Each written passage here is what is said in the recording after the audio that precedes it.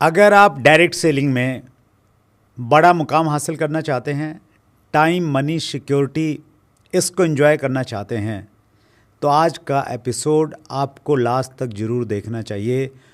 बहुत सारी विजडम आपको मिलेगी, बशर्ते आप लास्ट तक बने रहें। अगर हम कुछ लोगों को सिलेक्ट करें कि यार इनको मैंने तैयार करना है बिल्कुल एकदम जी, तो क्या चीज़ें देखनी चाहिए? जुनून तो देखना ही चाहिए जी, पैशंस देखना ही चाहिए। बहुत सारे लोग आते हैं, वो कहते हैं कि रातों रात सफलता मिल जाए, तो रातों रात कभी सफलता नहीं मिलती। मैं उस जगह से आया हूँ जहाँ पर 500 के नोट को रगड़ दो, मसल दो, तोड़ दो, फ्रॉड दो, कुछ भी कर दो, मगर उसकी वैल्यू कभी कम नहीं होती है। माना कंपनी भी ठीक है, अपलाइन भी ठीक है, किसी वजह से चल नहीं पा रहा, वो बड़ा विचलित हो जाता है। गांव में कहते हैं कि पत्थर भी एक जगह पड़ा पड़ा भारी हो जाता है। भरोसा और विश्वास होता है ना नेटवर्क मार्केटिंग को लेकर के, वो किसी व्यक्ति से मिलने के बाद में होता है। 2000 किलोमीटर दूर है, तो हर महीने आप जाने की एडवाइस करेंगे सर? कोई लीडर अगर बड़ा बनना चाहता है तो अपने नेटवर्क का विकास करें। टेक्नोलॉजी को सीखने के लिए जो लोग तैयार रहेंगे, उनके लिए ये आने वाला समय बहुत शानदार होने वाला है। बहुत सारे लोगों में पेशेंस नहीं रहता, गुस्सा हो जाते हैं। तो लोग पूछते हैं क्या करते हो, मैं कहता हूँ आजकल कुछ नहीं करता हूँ मैं। दोस्तों नमस्कार, आदाब, सत श्री अकाल। नए एपिसोड में आप सबका बहुत बहुत स्वागत है।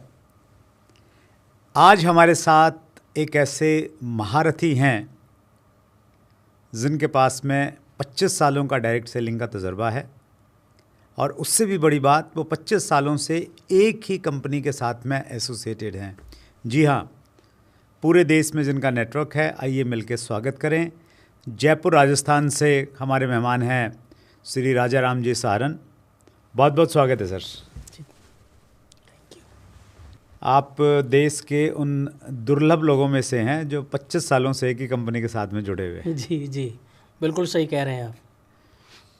तो बहुत सारा एक्सपीरियंस आपका आज हमें जानने को मिलने वाला है। जी, शुरुआत करते हैं सर आपकी कहानी से। कहाँ से शुरुआत की, डायरेक्ट सेलिंग कैसे ज़िंदगी में आया? सर ये 25 साल पहले मैं प्राइवेट जॉब करता था बायर इंडिया लिमिटेड के अंदर। तो जब मैं गंगानगर से डेपोटेशन पर जोधपुर गया, तो वहाँ किसी फील्ड में मुझे खेत में जाने का मौका मिला, तो किसी किसान ने मुझे बताया अच्छा। कि ये आने वाली सदी का सबसे बड़ा बिजनेस है। एक बॉक्स था किट टाइप का। तो थोड़ी सी जिज्ञासा पैदा हुई, कुछ चीज़ें दिमाग में चलती रहती थी कि कुछ बड़ा किया जाए, कुछ बड़ा किया जाए। तो वहाँ से ये प्रेरणा मिली कि अगर कोई ज़िंदगी में अवसर आता है तो उसको ट्राई करना चाहिए। अक्सर हम मना कर देते हैं कि नहीं, मुझे नहीं देखना है। तो जनरली ऐसा होता है सर, अगर आप थोड़ा ज़्यादा एजुकेटेड, पढ़े लिखे हैं, और कोई ऐसा आदमी जो बहुत ज़्यादा पढ़ा लिखा नहीं है, खेती किसानी करता है, उसकी बात को अक्सर लोग सुनते नहीं, उतना महत्व नहीं देते हैं। आपने कैसे महत्व दिया? क्या थॉट प्रोसेस था आपका? सर उस बंदे ने जिस तरीके से बात की ना, कि वो मेरे जो अपलाइन है वो मेरता सिटी में रहते हैं और वो पूरे हिंदुस्तान के अंदर जाते रहते हैं। जिस तरीके से उन्होंने अपने अपलाइन के बारे में बताया, तो मेरे एक जिज्ञासा पैदा हो गई कि इस बंदे से तो मिलना है। नेटवर्क के बारे में ज़्यादा इतना जिज्ञासा पैदा नहीं हुई जितना उस बंदे के बारे में मिलने की जिज्ञासा पैदा हो गई। अच्छा, जो उन्होंने अपलाइन को आइडेंटिफाई किया, तो आपको लगा यार उस बंदे से मिलना उस है? बंदे से एक बार मिलना ज़रूरी है। अच्छा, फिर उनसे मिले आप? तो फिर मैं उस बंदे के पास में 2 बार जाके आया, दोनों बार ही नहीं मिला। अच्छा। तीसरी बार फिर मैं उसके पास में गया, तो उन्होंने बोला कि अच्छा, श्री गंगानगर से आप राजा राम जी सहारन हैं। तो मैंने कहा सर मैं इस तरह से आपसे मिलना चाहता हूँ। तो फिर हमारी मुलाकात हुई, फिर प्रोडक्ट के बारे में जानकारी दी, फिर उन्होंने हमें कंपनी में विजिट भी करवाया। वो धीरे धीरे चीज़ें सारी बढ़ती गई, मगर जिस तरीके से उस बंदे ने बताया ना, वो दिन 13 जनवरी 2001 का दिन था। तो उस दिन मैंने इस बिज़नेस को ज्वाइन किया, और उसके बाद में फिर मेरी जिज्ञासा बढ़ती गई, और ये एक अथाह सागर मुझे नज़र आता गया। That's great sir. शुरुआत में कुछ चैलेंजेस रहे? चैलेंजेस तो खूब थे सर। शुरू के अंदर आपके पास में स्टॉक नहीं होता है, नज़दीक में कहीं आपके पास में प्रोडक्ट नहीं था, लोगों को बताने का तरीका नहीं था। जब भी कोई सिस्टम की बात करते, मार्केटिंग प्लान की बात करते, तो बहुत कम लोग बताने वाले थे। मेरे घर से लगभग 700 किलोमीटर दूर प्रोडक्ट था। तो चैलेंज तो खूब थे, मगर कई बार कोई जुनून की हद तक कोई आदमी के दिमाग में कोई बात आ जाती है ना, फिर ये चैलेंज बहुत ज़्यादा बड़े नहीं लगते हैं। आपके अंदर में जुनून किस बात से आया? क्या आपको दिखता था? वो आप उनसे मिले, उनके जो अपलाइन थे उनसे मिल लिए आप? जी जी। तो जुनून कैसे पैदा हुआ? कौन सा स्पार्किंग चीज़ क्या थी आपके अंदर में? मेरे अंदर एक चीज़ देखी, उन्होंने बताई कि सर ये आने वाली सदी का सबसे बड़ा बिजनेस है, और वो अगर आपसे मिल लेते हैं ना एक बार, तो फिर ज़्यादा बढ़िया बता पाएंगे। मैं तो नहीं बता पाऊंगा, मैं तो ये कहूँगा कि ये एक प्रोडक्ट है इसका। तो जिस तरीके से उन्होंने अपनी अपलाइन की एडिफिकेशन किया, तो मेरे को लगा कि यार करना नहीं करना तो बाद की बात है, पहले इस बंदे से मिलना ज़रूरी है। और फिर वाकई वो बंदा ज़ोरदार निकला। उसने मुझे कंपनी में विजिट करवाया, खूब टाइम डाला, प्रोडक्ट के बारे में बताया, विज़न के बारे में बताया, नेटवर्क को लेकर के बताया। और सबसे बड़ा तो जो भरोसा और विश्वास होता है ना नेटवर्क मार्केटिंग को लेकर के, वो किसी व्यक्ति से मिलने के बाद में होता है। राइट। मुझे वो लेके गए भीलवाड़ा और कंपनी के एमडी से मिलवाया। तो जो विश्वास बना ना मेरा एक वहाँ पर जाने के बाद भी, अभी तो ये बिल्कुल, क्योंकि मैं खुद एक मल्टीनेशनल कंपनी के अंदर सर्विस करता था, मगर वहाँ पर जाकर के देखा था मुझे वो छोटा सा डब्बा लगा एक प्रकार से। तो उन्होंने जो शब्द बोले, उन शब्दों को मेरे को लगा कि बस अब तो इनके साथ ही रहना है जीवन भर। That's great. तो आपकी इंस्पिरेशन रही एक तो जो उन्होंने बोला कि ये इस सदी का बड़ा बिजनेस होने वाला, आने वाले समय का बड़ा बिजनेस होगा, तो उस चीज़ ने मोटिवेट किया बहुत ज़्यादा। दूसरा, आप मैनेजमेंट से जुड़े, उनकी बातों से आपको कॉन्फिडेंस आया कहीं ना कहीं और आपने काम करना स्टार्ट किया। और आपकी अब तक की जो बस कहानी है सर, जो आपने बात की, उससे एक बड़ी लर्निंग है व्यूवर्स के लिए। आपको आप अगर नए हैं, बहुत ज़्यादा चीज़ों को नहीं जानते हैं, और अगर जानते भी हैं और अपने नज़दीक वाले लोगों से बातचीत करते हैं, तो आप खुद बहुत ज़्यादा मत बताइए। आपके अपलाइन में जो लोग हैं उसको अच्छे से एडिफाई कीजिए, अच्छे से उसके बारे में बातचीत कीजिए और इतनी क्यूरियोसिटी पैदा कीजिए सामने वाले में कि वो लालायित हो जाए कि यार मैंने ये काम करूँ नहीं करूँ बात की बात है, लेकिन उस बंदे से ज़रूर मिलना है जिसके बारे में बातचीत कर रहे हैं। और अगर आप ऐसा करने में कामयाब हो गए तो संभव है आपकी टीम में भी राजा राम सारन जी जैसे बड़े विजनरी लीडर ज्वाइन कर सकते हैं। Great sir. कारवां स्टार्ट किया आपने श्री गंगानगर से जी, और धीरे धीरे पूरे देश में आपका नेटवर्क फैल गया जी। कैसे फैला? कोई प्लानिंग थी, रणनीति थी, या ऐसे ही आगे से आगे बढ़ती चली गई चीज़ें? नहीं सर, पूरी प्लानिंग थी। जब रायसी नगर के अंदर काम शुरू किया ना, तो वहाँ पर आपस में छोटे छोटे क्लैश शुरू हो गए थे।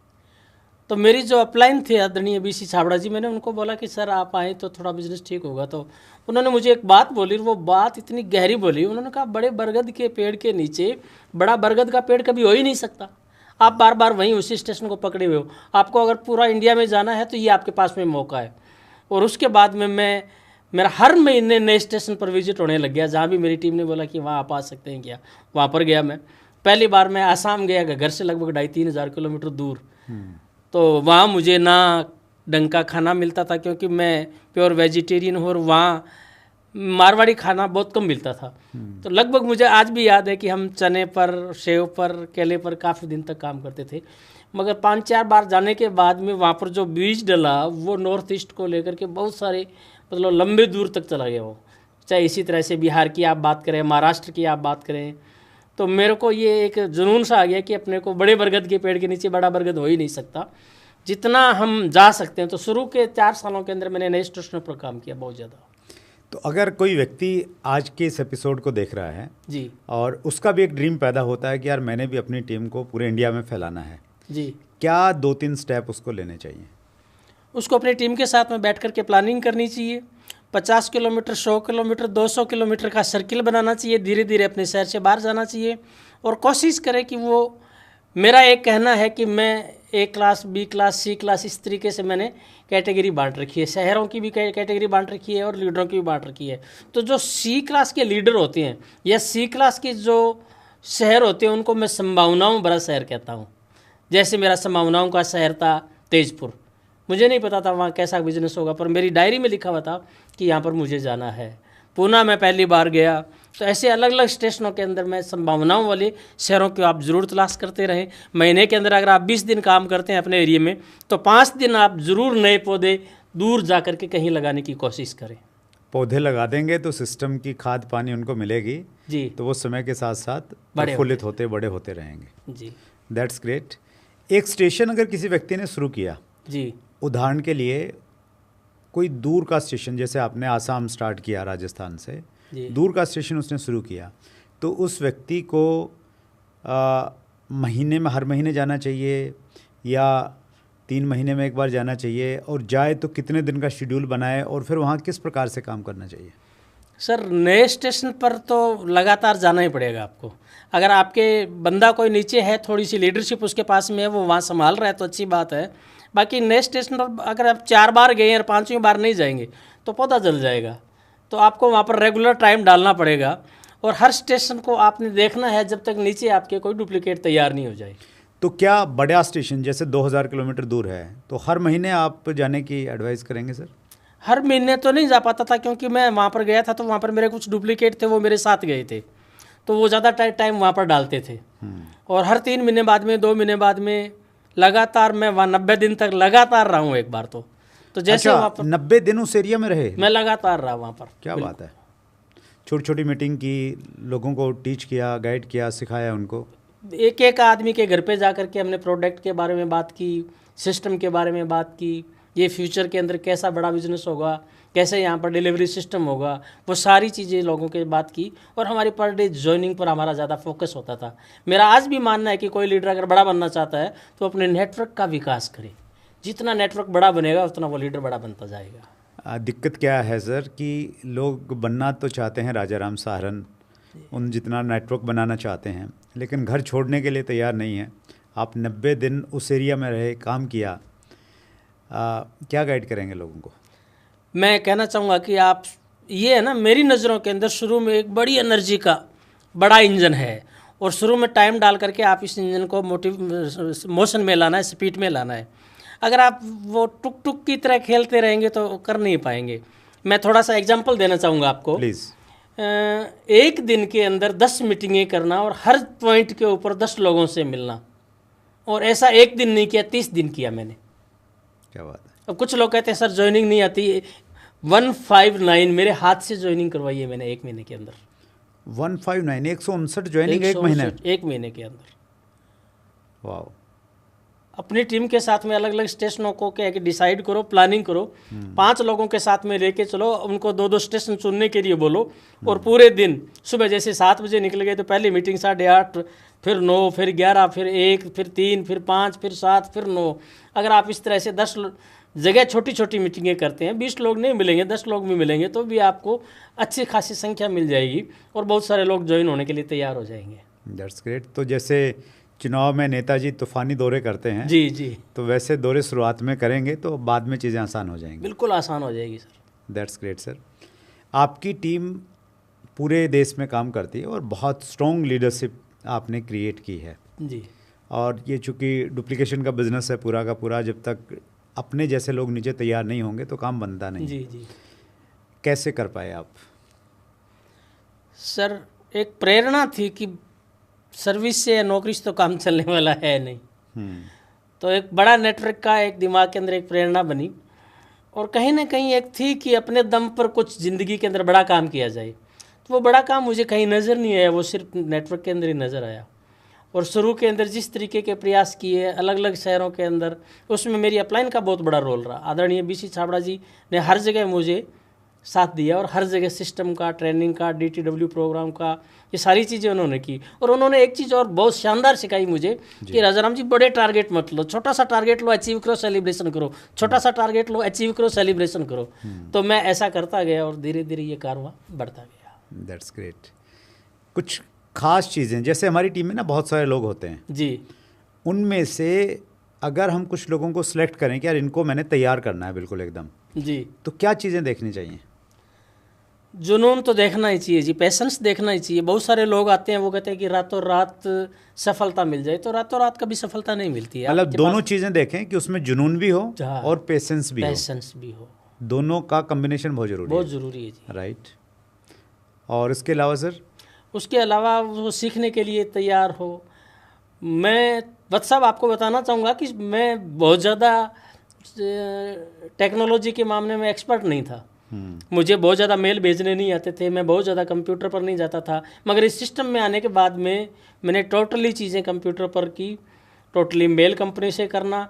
और आज का जो दौर है वो दौर तो बिल्कुल ऑफलाइन का दौर तो बहुत कम रह गया है। आजकल ऑनलाइन का दौर है जिसमें इंस्टाग्राम है, फेसबुक है, व्हाट्सएप है, जूम मीटिंग है। तो टेक्नोलॉजी को सीखने के लिए जो लोग तैयार रहेंगे उनके लिए ये आने वाला समय बहुत शानदार होने वाला है। That's great. आपने शुरुआत की सर उस समय 25 साल पहले, जब फ़ोन भी बहुत कम लोगों के पास में होते थे जी। लैपटॉप तो होते ही नहीं थे लोगों के पास में, और सोशल मीडिया बहुत कम था, मतलब रेयरली कहीं था। उस समय काम करना और आज की पीढ़ी जो काम कर रही है उसमें आप भी उनको डायरेक्शन दे रहे हैं, क्या बदलाव आप देखते हैं कि ये बदलाव बहुत आया, और जो पुराने लोग हैं कहीं ना कहीं पुराने तरीके से काम कर रहे हैं, उनको एक दो चीज़ों को क्या अडॉप्ट करना चाहिए? सर पगडंडी से हाईवे की बात कर रहे हैं आप सर? पहले पगडंडी थी जिसके अंदर क्या है कि कहीं भी कोई चीज़, मीडिया की तो बात ही अलग थी, फ़ोन की बात ही अलग थी। फ़ोन तो इस बिज़नेस में 2 साल काम करने के बाद में फ़ोन आया था, और वो मतलब कौतूहल का विषय था कि तार नहीं है यार, ये बात कैसे कर रहा है, और इसी का वो नेटवर्क था उस टाइम। तो उस टाइम चीज़ें धीरे धीरे स्मूथ होनी शुरू हो गई थी। लोग नेटवर्क मार्केटिंग प्लान के बारे में ज़्यादा नहीं जानते थे, प्रोडक्ट ट्रेनिंग के बारे में लोग नहीं जानते थे, बहुत ज़्यादा अच्छी हमारा ट्रांसपोर्ट का कोई साधन नहीं था। आज आप राजस्थान में नहीं पूरे हिंदुस्तान के अंदर देखेंगे तो सड़कें आपको विदेशों की तरह नज़र आएगी। आज कम्युनिकेशन बहुत शानदार है।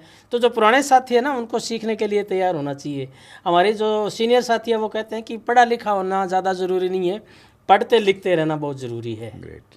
तो सीखना बहुत ज़रूरी है, सीखना और अपडेटेड रहना बहुत ज़रूरी है। नई नई चीज़ों के बारे में अपडेट रहेंगे, जैसे मोबाइल अपडेशन मांगता है ना, तो वैसे हमें भी अपडेट करने की ज़रूरत है। Right, that's great sir.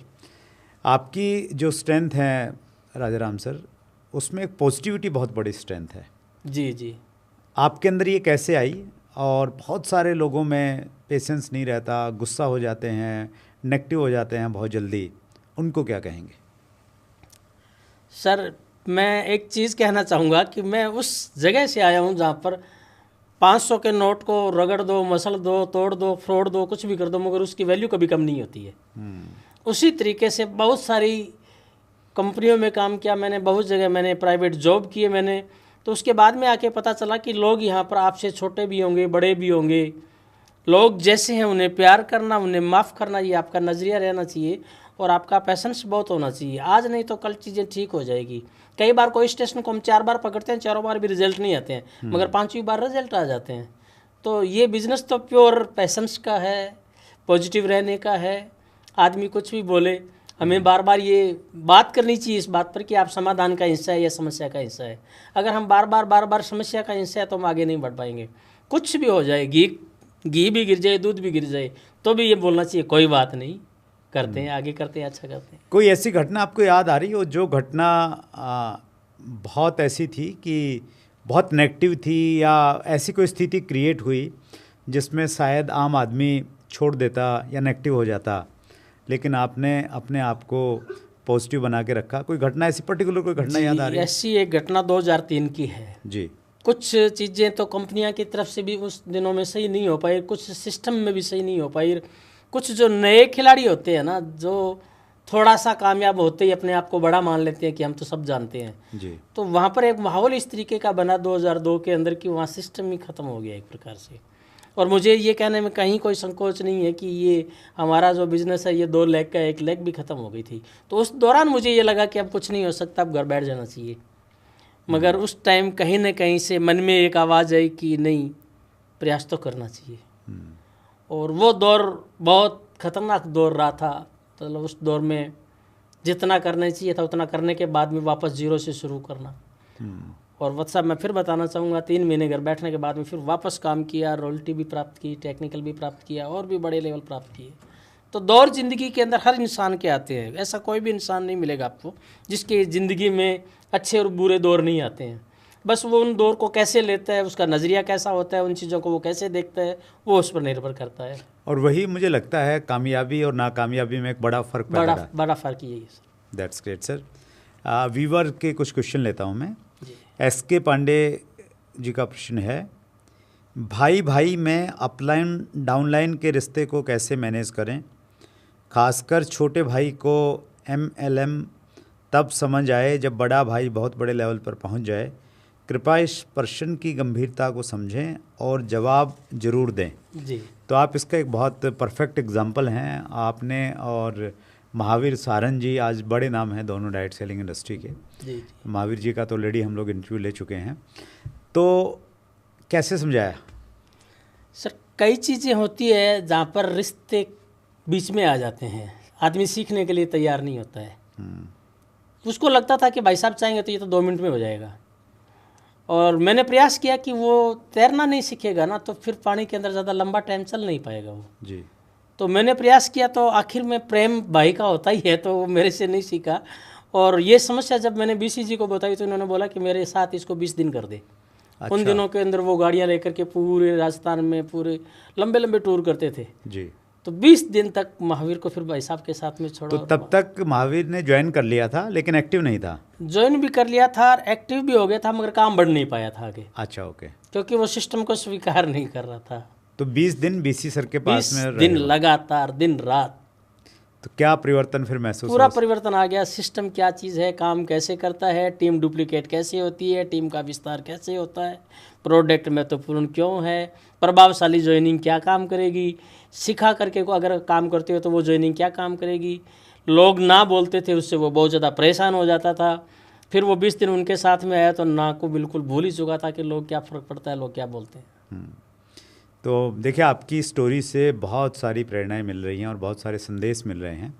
इस घटना से एक संदेश ये मिलता है कि भाई को खुद बहुत ज़्यादा समझाने की कोशिश मत करो जी। अपलाइन के साथ में उनको किसी यात्रा पे भेज दो। मुझे लग रहा है कि 1-2 मीटिंग से शायद उतनी बात नहीं बने। जो ये यात्रा वाला आपका कॉन्सेप्ट है जी तो वो बहुत अच्छा है, क्योंकि उसमें साथ में रहेंगे तो व्यवहार भी सीखते हैं, कहीं ना कहीं उस माहौल में रहते हैं लंबे समय तक, तो उसका इम्पैक्ट बहुत ज़्यादा रहता है।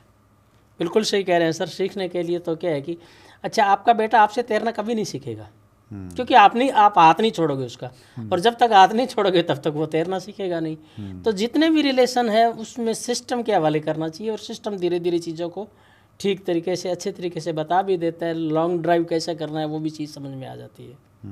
That's great. जी।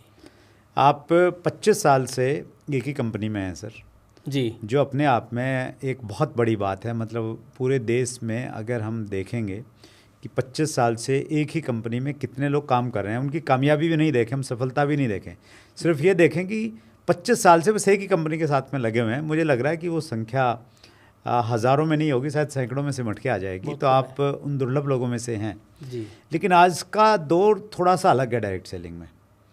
पहले सोशल मीडिया उतना नहीं होता था जी। हम फोकस रहते थे अपनी कंपनी में। आजकल सोशल मीडिया पे हर व्यक्ति कनेक्टेड है। आपका अगर ठीक नहीं चल रहा है तो दूसरा हर रोज़ पोस्ट डाल रहा है, जी मेरा इतना इनकम आ गया, स्टेटमेंट डाल रहा है, कोई नई गाड़ी खरीद के लाया वो डाल रहा है।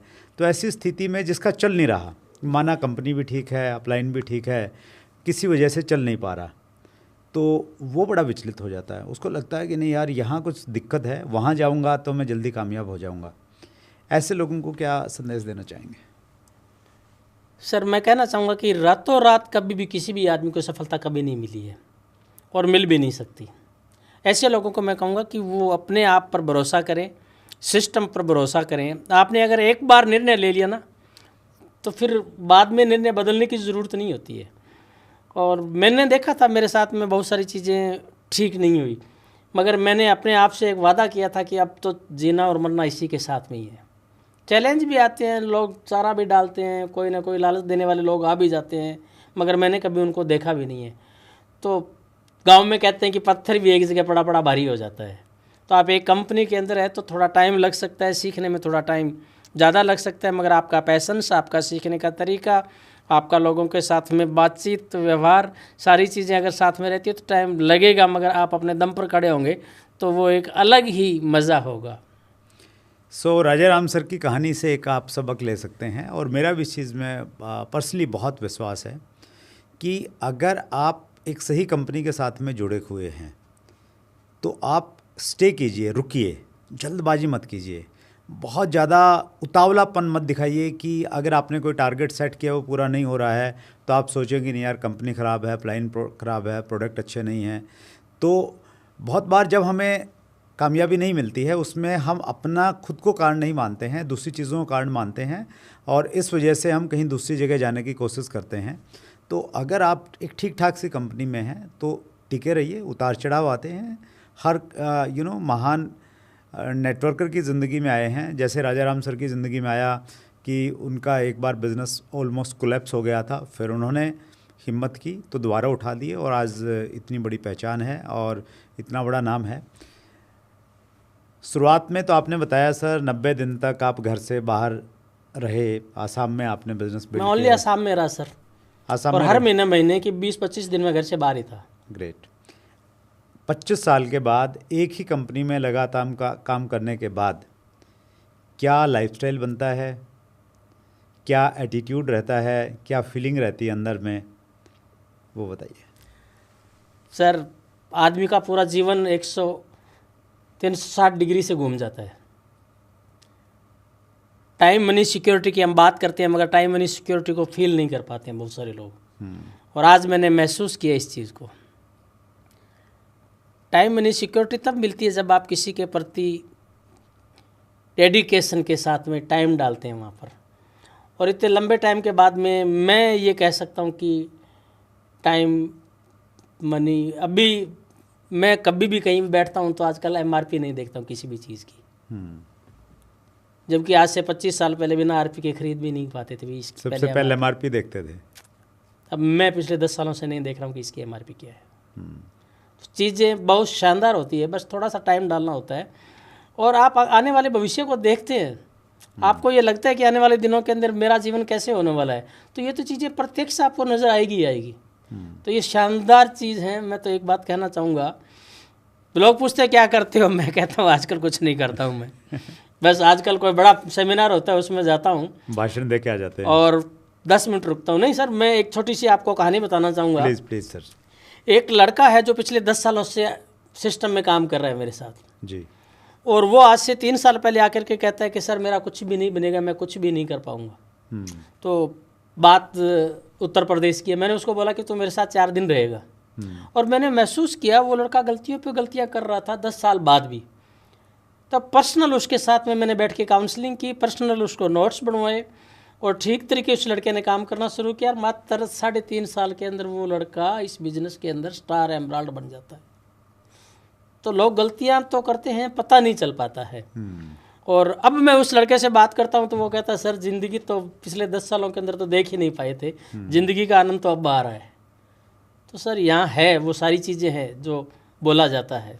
एक चीज़ से मैं भी रिलेट कर पा रहा हूँ सर। जैसे आपने कई सारे इंसिडेंट बताए कि आपने महावीर जी को BC सर के साथ में भेजा, आपने उस लड़के को अपने साथ में लेके काम करवाया। मैं अगर देखता हूँ तो मैंने भी जहाँ भी टीमें बिल्ड की जी, तो वहाँ पे मैं जाता था और वहाँ के जो लोकल लोग रहते थे उनको अपने साथ में लेके ट्रैवल करता था जी, क्योंकि उनकी आगे टीम रहती थी तो स्टेशन पे जाना आना वो सब। तो वेस्ट बंगाल, बिहार, झारखंड, वहाँ की कुछ घटनाएं मुझे याद हैं। फिर मैंने साउथ इंडिया में स्टार्ट किया तो 6-7 दिन का मेरा एक शेड्यूल रहता था, तो वो कभी अकेला रहा ही नहीं जी। मेरे साथ में। 1 या 2 लोग हमेशा ट्रैवल करते थे। और जब ट्रैवल कर रहे हैं तो हम इतने जुनून में हैं तो राजनीति की बात तो वहाँ होंगी नहीं, सिर्फ बिज़नेस की बातचीत होंगी। तो फिर ट्रेन में बैठे हैं, 10 घंटे का सफ़र है तो वही बिज़नेस की बातचीत हो रही हैं पूरी की पूरी। उनसे पूछा जा रहा है कि आप प्लान दिखाओ, ये कोई प्रश्न पूछे तो उसका क्या जवाब देंगे। तो और वो जो लोग उस समय ट्रैवल किए वो बहुत जल्दी डेवलप हो गए और आज वो सारी जिम्मेवारियों को खुद संभाल रहे हैं। तो आप सबके लिए भी एक संदेश है कि आप कहीं भी जाएं तो ऐसा नहीं कि मीटिंग दे के आ गए, आप लोगों को, अपनी टीम के लोगों को साथ में ट्रैवल करवाएं, उनके साथ में 1-2 दिन 4 जितना भी आप समय गुजार सकते हैं आप गुजारिए। लोग आपके काम करने के तरीके को देखेंगे, आपके व्यवहार को देखेंगे और उससे जो सीखेंगे वो बहुत बड़ा सीखना होगा और उससे वो आपको इतनी इज्जत करेंगे और एक आइडियल मान सकते हैं अगर आपका उस प्रकार का काम और व्यवहार है, और फिर वो हमेशा आपके साथ में जुड़े रहेंगे। आपके पास में बहुत सारा तजुर्बा है सर। हमने प्रयास किया कि आपका 25 साल का जो एक्सपीरियंस है वो 25 मिनट में हम लोग निकालें जी। और हम कितना निकाल पाएँ वो तो व्यूअर बताएंगे आज का एपिसोड उनको कैसा लगा। लेकिन आपने समय निकाला सर, दिल की गहराई से हमारे सभी व्यूअर्स की तरफ से बहुत बहुत आभार, बहुत बहुत धन्यवाद। आप आगे बढ़ें और एंड का बटन दबाएं। उससे पहले मैं आप सबको ये कहना चाहता हूं, अगर आपने अभी तक हमारे चैनल को सब्सक्राइब नहीं किया है तो आप सब्सक्राइब कर लें।